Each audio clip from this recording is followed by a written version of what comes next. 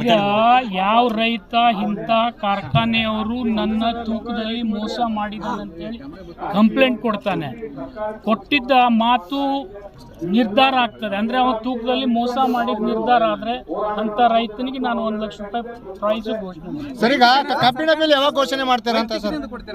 ಸರ್ಕಾರದಿಂದ ನಿಜಲಿಂಗಪ್ಪ ಸಹಕಾರಿ ಸಂಸ್ಥೆಯಿಂದ. ಸರ್, ಈಗ ಕಬ್ಬಿನ ಬೆಲೆ ಮಹಾರಾಷ್ಟ್ರದ ಸಕ್ಕರೆ ಕಾರ್ಖಾನೆಯಿಂದ ತಾಜಿ ನೀರು ಬರ್ತಾ ಇದೆ, ಸಾಕಷ್ಟು ರೈತರು ಅವು ಇದಾವೆ, ಅವು ಇಲ್ಲ ಇಲ್ಲ ಸರ್ಕಾರ ಎಲ್ಲ ಕಡೆ ಸೈಲೆಂಟ್ ಆಗ್ತಾ ಇದೆ ಅಂತ ಪ್ರಶ್ನೆ ಮಾಡ್ತಾ ಇದ್ದಾರೆ ಸರ್ ರೈತರಲ್ಲಿ. ನೋಡಿ, ಪೊಲ್ಯೂಷನ್ ವಿಚಾರ ಪೊಲ್ಯೂಷನ್ ಕಂಟ್ರೋಲ್ ಬೋರ್ಡ್ ಚೇರ್ಮನ್ ಅದು ಫಾರೆಸ್ಟ್ ಡಿಪಾರ್ಟ್ಮೆಂಟ್ಗೆ ಸಂಬಂಧಪಟ್ಟಿರ್ತಕ್ಕಂಥ ಮಾಲಿನ್ಯ ನಿಯಂತ್ರಣ ಮಂಡಳಿಗೆ ಸಂಬಂಧಪಟ್ಟಿರ್ತಕ್ಕಂಥ ವಿಚಾರ.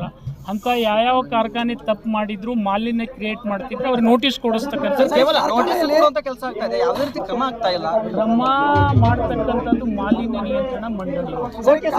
ತೂಕದಲ್ಲಿ ಏರ್ಪೇರ್ ಆಗ್ತಾ ಇದೆ ಅಂತ ಹೇಳಿ ರೈತರು ಆರೋಪ ಮಾಡ್ತಾ ಇದ್ದಾರೆ ಸರ್.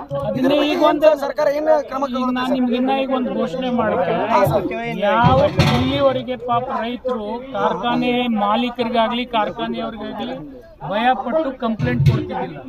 ಈಗ ಅವ್ರಿಗೆ ನಾನು ಅವ್ರು ಬೆಳೆದಂಥ ಕಬ್ಬು ನುರಿಸುವಂಥ ಜವಾಬ್ದಾರಿ ಕಂಪ್ಲೇಂಟ್ ಕೊಟ್ಟರೆ ನಾವೇ ತಗೋತೀವಿ ಇಲಾಖೆಯವರು, ಜೊತೆ 1 ಲಕ್ಷ ರೂಪಾಯಿ ಬಹುಮಾನ ಕೊಡ್ತೀವಿ. ಸರ್, ಈಗ ಬಿಲ್ ಘೋಷಣೆ ಮಾಡ್ತಾರೆ ಅಂತ ಬಿಲ್ ಘೋಷಣೆ ಅಂತ ಸರ್.